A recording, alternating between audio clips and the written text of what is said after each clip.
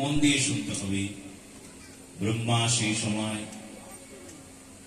সেই সময় দেখলেন জলের ওপর জল পরে তপ তপ শব্দ হয়, আমাকে তপস্যা করতে হবে। ব্রহ্মা তপস্যা শুরু করলেন, আর ব্রহ্মার তপস্যায় সেই সময় ভগবান প্রকট হয়ে গেলেন। ভগবান প্রকট হয়ে গিয়ে তাকে 4টি মন্ত্র শোনালেন, যে 4টি মন্ত্রই শ্রীমদ্ ভাগবত মহাপুরাণের সার, যাকে চতুশ্লোকী ভাগবত বলা হয়। এই 4টি মন্ত্রের পরে 18,000 মন্ত্র, এই 4টি মন্ত্র থেকে আমরা লাভ করেছি। তবে প্রথমেই 4টি মন্ত্র, আপনারা এই 4টি মন্ত্র যদি প্রতিদিন পাঠ করেন তাহলে সম্পূর্ণ ভাগবত পাঠের ফল পাওয়া যায়। ঘরে বসে 4টি মন্ত্র বললে সম্পূর্ণ ভাগবত হয়ে যায়। কয়টা মন্ত্র? মাত্র 4টি। এই 4টি মন্ত্রের মধ্যে সম্পূর্ণ ভাগবত নিহিত হয়ে আছে। 4টি মন্ত্র কাকে শোনালেন? ভগবান প্রথমে ব্রহ্মাকে শোনালেন। এই পরম্পরা শুরু হলো। ওই যে আমরা গুরু পরম্পরা শুনি না, এই গুরু পরম্পরা শুরু। দীক্ষা পরম্পরা, শিক্ষা পরম্পরা, ভাগবত পরম্পরা শুনি না, সেই সনাতন পরম্পরার এই যে নামাশ্রয়ী, এই যে দীক্ষা গ্রহণ, এই যে নাম গ্রহণ, ওখান থেকে শুরু হলো। ভগবান প্রথম ব্রহ্মাকে দিলেন, ব্রহ্মা দিলেন ব্যাসদেবকে, দেবর্ষি নারদকে, নারদ দিলেন ব্যাসদেবকে, ব্যাসদেব দিলেন শ্রী সুখদেব মহারাজকে। আজকে সেই ভগবান প্রথম ব্রহ্মাকে দিলেন কি মন্ত্র?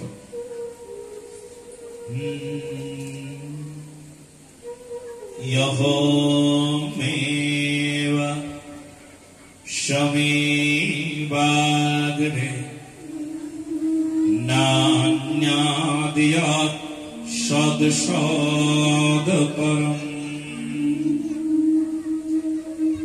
पश्चादहं यदेतच्व यः वशिष्वेता स्वहस्महम्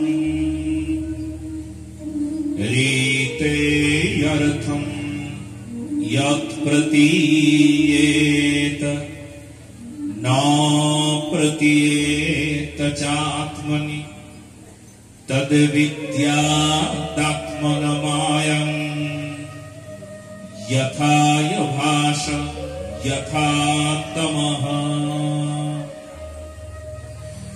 यथा महन्ति भूतानि भूतेषु वचेष्वनो प्रविष्टान्न प्रविष्टानि तथा तेषु न तेष्वहम् एतावदेव जिज्ञासं तत्त जिज्ञासुनात्मनः अन्यया व्यतिरेकाभ्यम् यत्स्वत् सर्वत्र सर्वदा। এই শ্রীমদ্ ভাগবত মহাপুরাণের 4টি মন্ত্র। এই 4টি মন্ত্রের দ্বারা পরবর্তীতে কি হলো না, পরবর্তীতে এই 4টি মন্ত্রই শ্রীমদ্ ভাগবত মহাপুরাণ 18,000 মন্ত্রে আমরা বাংময় বিগ্রহকে দর্শন করছি, আস্বাদন করছি। মন্ত্রের যে ভাব অর্থ, মন্ত্রের যে গভীর অর্থ, তা আমরা শুনব। ভগবান বললেন জগতে আমি আছি। কে? আমি জগতে আছি, আমি ছাড়া আর কিছু নাই। ভগবান তুমি ছাড়া যদি কিছু না হয়, এর কিন্তু ভাব অর্থ বলছি। ভগবান তুমি ছাড়া যদি কিছু না থাকে, তাহলে এই যে এত কিছু দেখি, জগন্নাথ শুধু তো দেখি না, জগৎও দেখি। আকাশ, বাতাস, নদী, সাগর, পাহাড়, পর্বত, চাঁদ, সূর্য, পৃথিবী, কত নক্ষত্র, বৃক্ষ, পশুকুল, মনুষ্যকুল,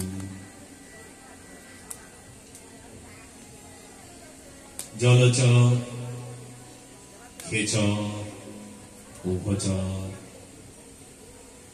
কত প্রাণী, কত বিচিত্র বিচিত্র প্রাণ, কত বিচিত্র বিচিত্র প্রাণী,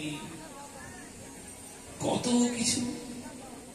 ভগবান এই মাত্র বললে তুমি ছাড়া আর জগতে কিছু নাই। তবে তো শুধু তুমি না, কত কিছু দেখতে হবে। ও ভগবান, যদি এত কিছু দেখি তাহলে হে ভগবান তুমি একবার বলে দাও দেখি।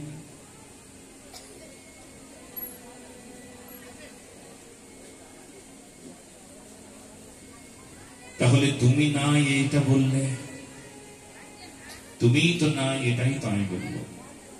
বলে আমি ছাড়া আর যদি কিছু দেখো তবে তার নাম মায়া। আমাকে দেখতে পাচ্ছ না, আর কিছু দেখছো, তবে তুমি জানবে সেটার নাম মায়া। যদি মায়া দেখো তাহলে আমায় দেখবে না। আর যদি তুমি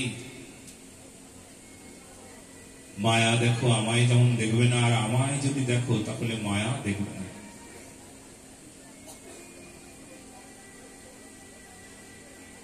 এই জন্য মায়া বিমুক্ত হতে পারলে সে আমাকে লাভ করবে। মায়া নাই তবে তাহলে আমি আছি, আর মায়া আছে তাহলে আমি নাই। কৃষ্ণ সূর্য সম মায়া অন্ধকার, যথা কৃষ্ণ তথা নাহি মায়ার অধিকার। যখন সূর্য আছি তখন তখন আলো আছে, অন্ধকার নাই। আর যখন অন্ধকার আছে তখন কি নাই? মায়া নাই। আলো আছে, অন্ধকার থাকবে না, অন্ধকার আছে, আলো থাকবে না। একটার উপস্থিতি হবে তো আরেকটার অনুপস্থিতি।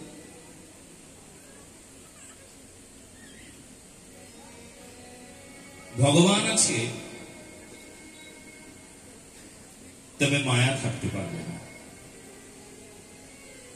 আর মায়া আছে তো ভগবান থাকবে না। দুটোরই অশেষ বিশেষ শক্তি। কারণ মায়া মানে ভগবান গীতাতেও বলছেন মম মায়া দূরত্বয়া, মন মায়া মোহিতথ্য মায়ায় মোহগ্রস্ত জীব, ভাগবতে বলছেন। মায়া যখন থাকে তখন ভগবান থাকবেন না। তারপরে মায়ারও কম শক্তি, প্রচুর শক্তি মায়া, কারণ মায়াটাও ভগবানেরই। আকাশে সূর্য আছে কিন্তু দেখা যাচ্ছে না কুয়াশায়। কুয়াশা সরে গেলে সূর্যকে দেখা যায়, অত বড় সূর্য। পৃথিবী থেকে প্রায় 13 লক্ষ গুণ বড় সূর্য। কত বড়? পৃথিবী থেকে 13 লক্ষ গুণ বড়। এত বড় সূর্য কত দূরে? প্রায় 15 কোটি কিলোমিটার দূর। এত দূরে সূর্য, বিরাট সূর্য, পৃথিবী থেকে কত বড়। কিন্তু মাত্র এইটুকু কুয়াশার খণ্ড সূর্যকে ঢেকে রেখেছে। আশ্চর্য না? সূর্যকে দেখতেই দিচ্ছেন। তার মানে কুয়াশারও কত ক্ষমতা। এইটুকু কুয়াশা বিরাট সূর্যকে ঢেকে রাখতে পারে। আর এইটুকু কামনাও যদি ভেতরে আসে, এইটুকু কু আশা মানে খারাপ আশা যদি ভিতরে জন্মায়, তাহলে ভগবানকে দেখা যায় না। ভগবানকে দেখতে গেলে ওই কু আশাটাকে সরাতে হবে। তাকে দূর করতে না পারলে আর চলবে না। এই জন্য ভগবান বলছেন আমি আছি, আমি ছাড়া আর কিছু নাই। তবে কোন সেবক যদি বলে আমি আমি আমি, আমার আমার আমার, তাহলে সে আমাকে কখনো পাবে না। আমি আর তুমি এই দুটো শব্দে অনেকে ভাবি প্রেম হয়, কিন্তু প্রেম হতে গেলে, বিশুদ্ধ প্রেম হতে গেলে কেবলমাত্র তুমি, আমি নাই। তুমি তুমি তুমি তুমি আর তুমি, কেবল তুমি। আমি কোথায় গেলাম? তাহলে তুমি কোথায় গেলে? তুমি যদি সেবক হও, তুমি কোথায়?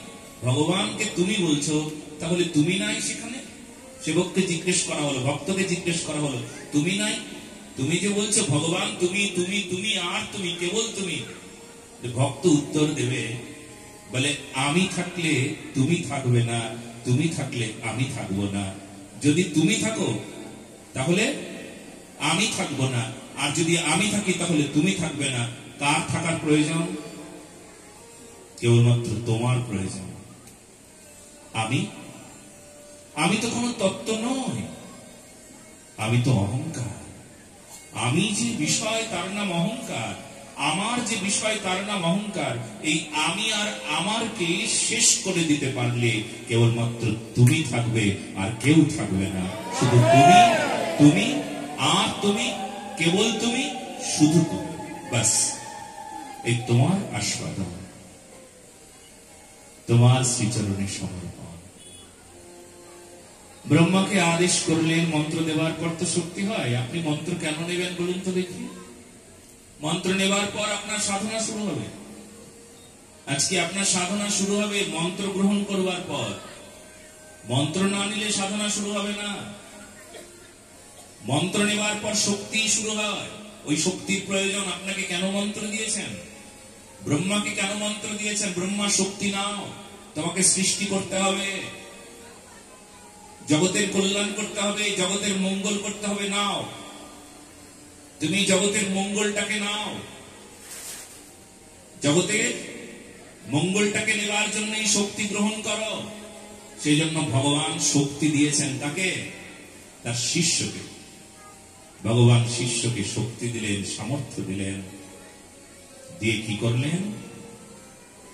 দিয়ে জগতের কল্যাণ করবার জন্য আদেশ দিলেন। আপনাকে যখন গুরুদেব মন্ত্র দেয়, কেন শুধু শুধু মন্ত্র দেয়? যে খাবি দাবি, ঘুম পাড়বি, আহার নিদ্রা মৈথুন, আর বাচ্চা পয়দা করবে, বাস পুড়িয়ে গেল।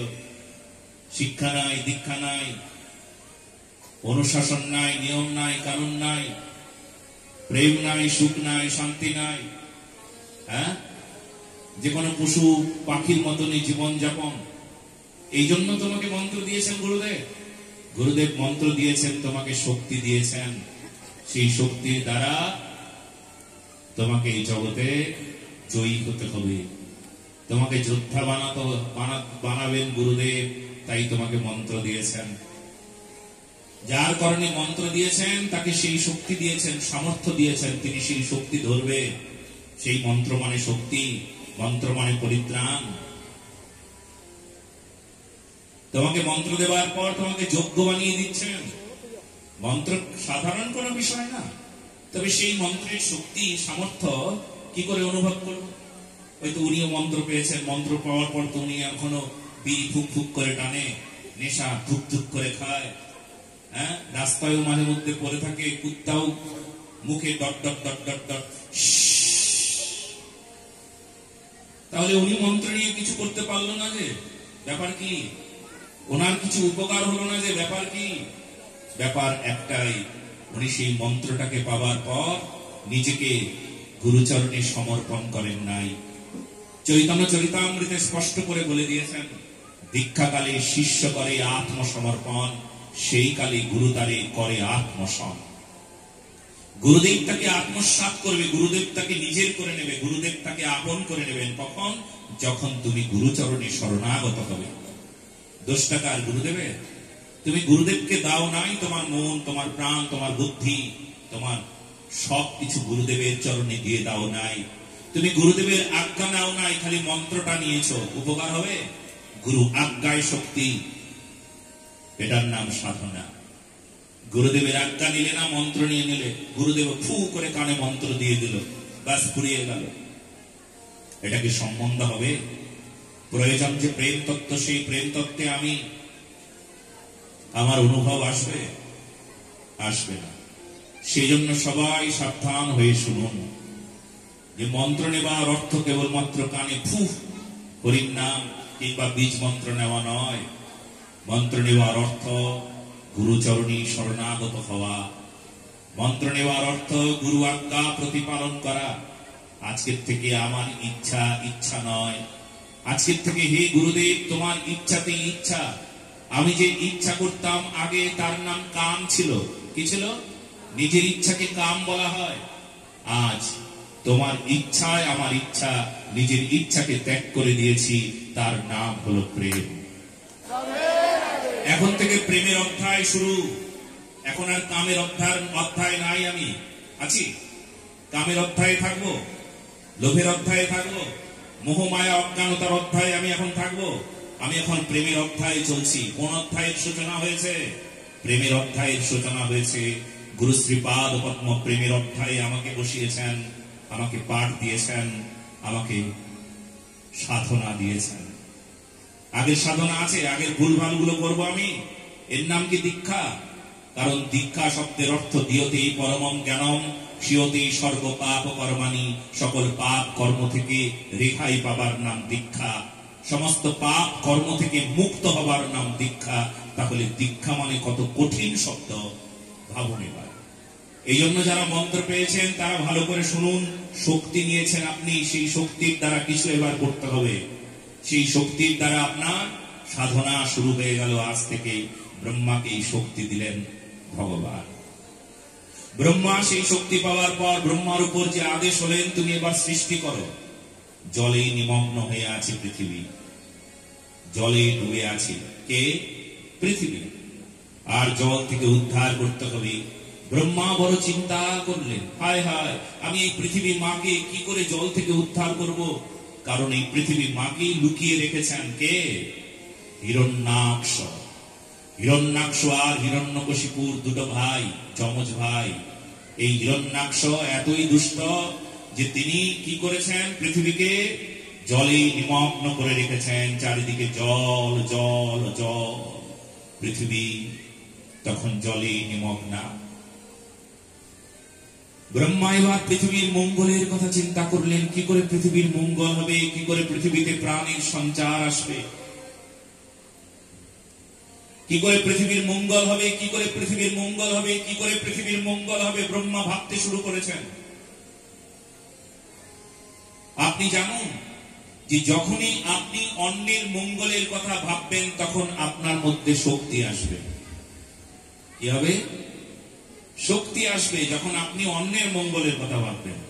যখন মানুষ নিজের কথা ভাবে তখন কি শক্তি পাবে সে?